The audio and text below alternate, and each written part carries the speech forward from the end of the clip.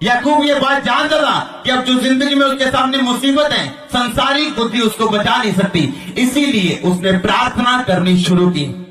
और बाइबल में आपको सीक्रेट दे रहा हूं, मैं आपको वो भेद दे रहा हूं जो मैंने अपनी जिंदगी में लागू किए हैं।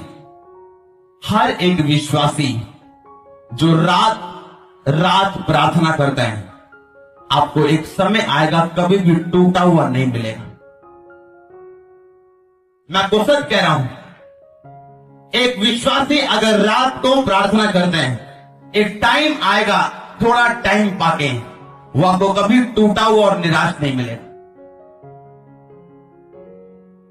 याकूब जानता था कि अगर मैंने कल सोना है, आज जागना पड़ेगा, लेकिन रात को उठा, तड़के नहीं उठा, रात को उठा, अपनी वाइफ को भेजा, बच्चों को भेजा, भेड़ बकरे को आगे भेजा, अकेला रहा, घुटने टेकर प्रार्थना करनी शुरू की। रात भर युद्ध करता रहा, परमेश्वर जब तक तू मुझे आशीष न देगा मैं तुझे जाने नहीं दूंगा। बाइबल बताती है केवल याकूब ही नहीं बदला, उसका नाम इज़राइल यानी शुद्ध मन परमेश्वर ने रखा। याकूब का जो स्थान था वो भी बदला उसके साथ, उसका नाम पनीएल रख दिया गया। जब एक विश्वासी फैसला करता है रातों को उठ के प्रार्थना करने का, मैं आपको बताता हूं केवल आपकी जिंदगी नहीं बल्कि आपका एटमॉस्फेयर, आपकी परिस्थितियां, आपका परिवार और जो एरिया आपके साथ जुड़ा हुआ है वो भी बदलता है यीशु मसीह के नाम में। आज मैं आपको भेद दे रहा हूं, हर एक विश्वासी, इसीलिए शैतान चाहे उसे आपको करोड़ों का बिजनेस देना पड़े, वो आपको देगा कि आपकी रात की प्रार्थना खत्म हो जाए। उसे बीमारी देनी पड़े वो भी देगा ताकि रात की प्रार्थना खत्म हो जाए। उसे नींद देनी पड़े, उसे कुछ देना पड़े ताकि रात की प्रार्थना आप कभी ना कर सकें। मैं 1 घंटे वाली बात नहीं कर रहा हूं, मैं प्रार्थना की बात कर रहा हूं 12 बजे से लेकर 6 बजे तक। मैं 2 घंटे वाली प्रार्थना की बात नहीं कर रहा हूं, मैं लाइफ चेंजिंग प्रार्थना की बात कर रहा हूं। मैं बच्चों से बात नहीं कर रहा हूं। आज मेरा विश्वास है आप आने वाले दिनों के प्रचारक हैं, आप आने वाले दिनों के सेवक हैं यीशु मसीह के नाम में। कितने मेरी बात को समझ रहे हैं? बाइबल में लिखा याकूब रात को उठा। अगर आप चाहते हैं आपकी परिस्थितियां बदले, घराना बदले, आपका एटमॉस्फेयर बदले, आपका एरिया यानी आपकी जिंदगी, आपके आसपास का सब कुछ बदले, रात को उठना पड़ेगा।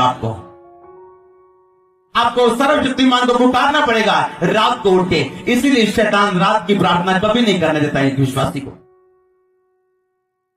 लोग दूर दूर से आके मुझसे पूछते रहे क्या प्रॉब्लम, क्या बात है, आपकी कलीसिया, आपके लोग, आप इतने आशीषित कैसे और इतना थोड़े टाइम के अंदर। जो मेरे करीबी लोग हैं वो जानते हैं, ऐसा टाइम इसी पिछले दिनों में था। मेरे घर वाले, मेरी वाइफ आपको बता सकती मैं कितनी रातें सोया हूं सिर्फ उंगलियों में, और कितनी रातें प्रार्थना की। जितनी रातें हम सोए हैं वो उंगलियों पे हैं। कितनों को समझ आ रही है? आप अगर रिजल्ट देखना चाहते हैं, आपको वो रिजल्ट प्रार्थना में मिल सकता है, सिर्फ रात की प्रार्थना। कितनों को समझ आ रही? मेरे ख्याल से आज मैं बच्चों से बात नहीं कर रहा हूं, आज मैं कुछ उन लोगों से बात कर रहा हूं जो सीरियस हैं, जो चाहते हैं वो बदले, जो चाहते हैं वो घराना बदले, जो चाहते हैं उनका एरिया बदले, उनकी चर्च बदले, उनके लोग बदले, जो ये चाहते हैं परमेश्वर जब तक तू ये काम नहीं करेगा हम तेरे को जाने नहीं देंगे। प्रार्थना, रात की प्रार्थना आपकी जिंदगी को उतना बदल सकती है जितना आप सोच भी नहीं सकते। मैं आपको भेद दे रहा हूं। आज मैं नए लोगों से बात करने यहां पे नहीं आया।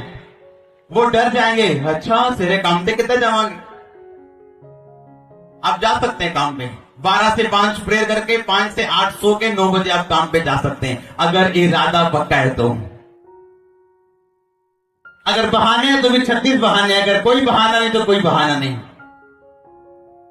बाइबल में लिखा वो रात को उठा, वो जानता था आने वाले दिन बुरे हैं, वो जानता था मेरा भाई मुझे मारने के लिए आ रहा है, तो क्या कर रहे हैं आज। अगर हम जानते कल दिन बुरे हैं तो, अगर कल सोना है या तो आज सो जाओ या कल सो जाओ। फैसला आपके हाथ में। परमेश्वर ने कुछ नहीं करना भाइयों और बहनों, समझ आ रही कि नहीं? उन्हें कुछ नहीं करना, उन्हें तो उत्ते दे दो थल्ले देख रहे हैं तो वाल उन्हें बाइबल सारो हथियार देते हैं, लेकिन सब बातों के साथ प्रार्थना करने में दिन और रात लो लीन रहो, प्रार्थना करते रहो ताकि तुम परीक्षा में ना पढ़ सको। आमीन।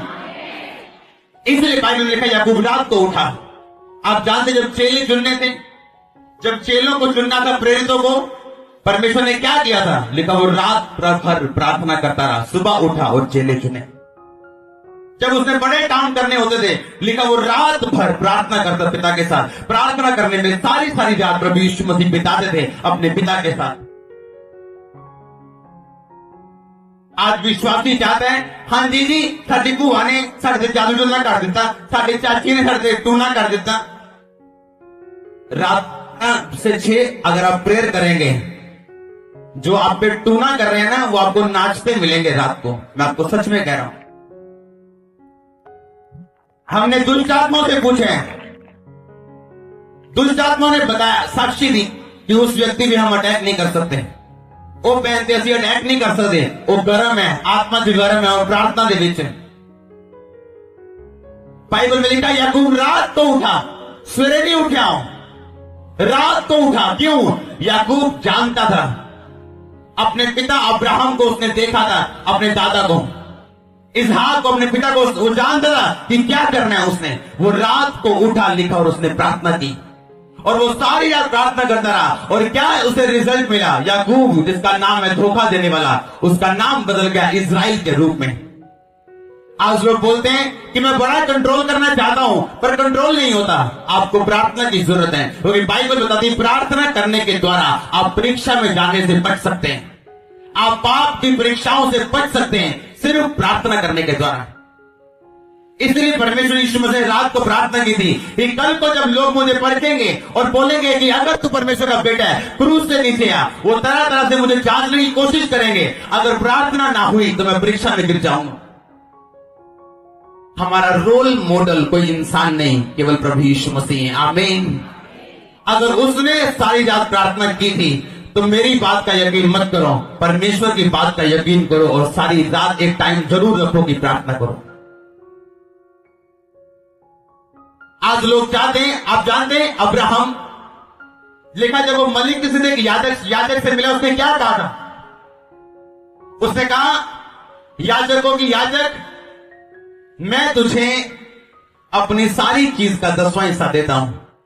बाइबल के मुताबिक मलिकिसिदक का याजक, जो राजा भी था और याजक भी था, वो कौन था?